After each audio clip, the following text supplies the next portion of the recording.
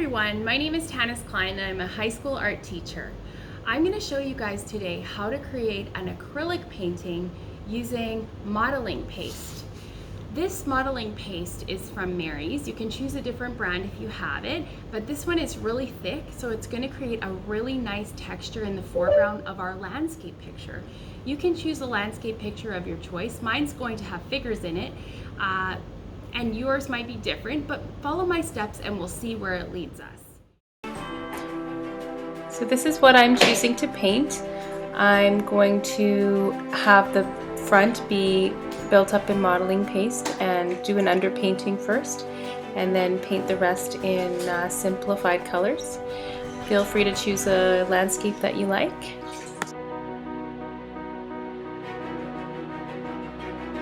So here's my canvas. It is 30 by 40 centimeters and I first drew in all the figures in pencil.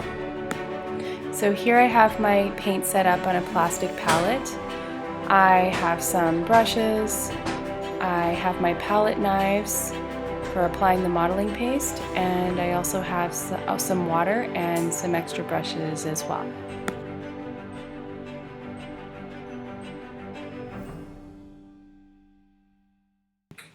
So here's the Mary's modeling paste. It's a common brand in China where I live, and as you can see it's quite thick, so I'm going to scoop it out with a palette knife and start to apply it. I think it's important to apply the modeling paste in the stroke direction of whatever you want to apply it to. So for the perspective lines, I'm going to follow those perspective lines in the foreground. For the figures, I'm going to use the rounded shapes and apply it in more of a rounded forms to follow the forms of the figures.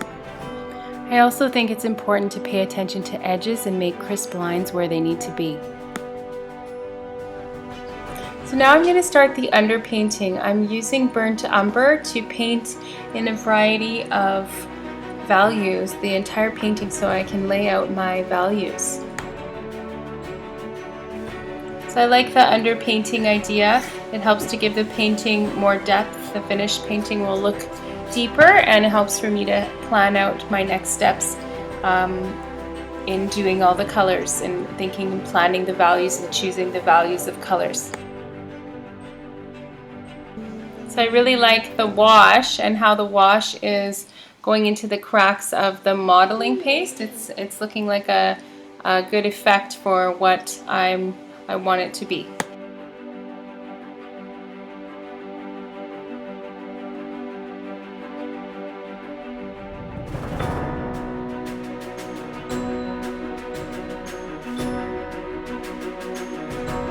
So now that the underpainting is done, I'll start with the next layer, and I'll do the sky, and then I'll do the water and work on that, and then do some of the tree, come back to the trees a bit, and then I'll work on the foreground, and we'll see how that goes. I am painting the sky with cerulean blue, and the water will be the same cerulean blue with a little bit of spring green and with some white.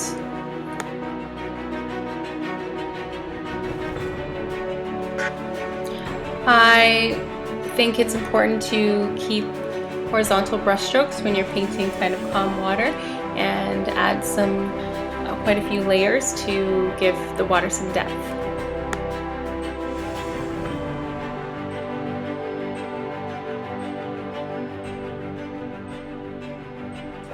So here I am painting the trees in the distance with some pointillism marks with a mixture of raw umber and phthalo green, and then adding in some spring green for the light areas mixed with some yellow ochre.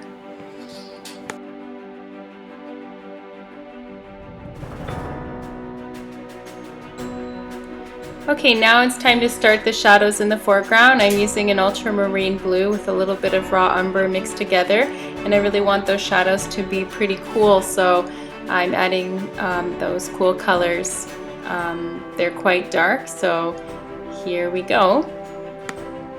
Okay, also doing some details and colors with the kids as they're watching in the lakes, the various colors of their clothing, paying attention to warm colors for where the sun is hitting them and cool colors for where the shadows are, and also making this wash of kind of a gray for the kind of gray stonish cement thing that is in the foreground, and trying to keep that texture going with the wash.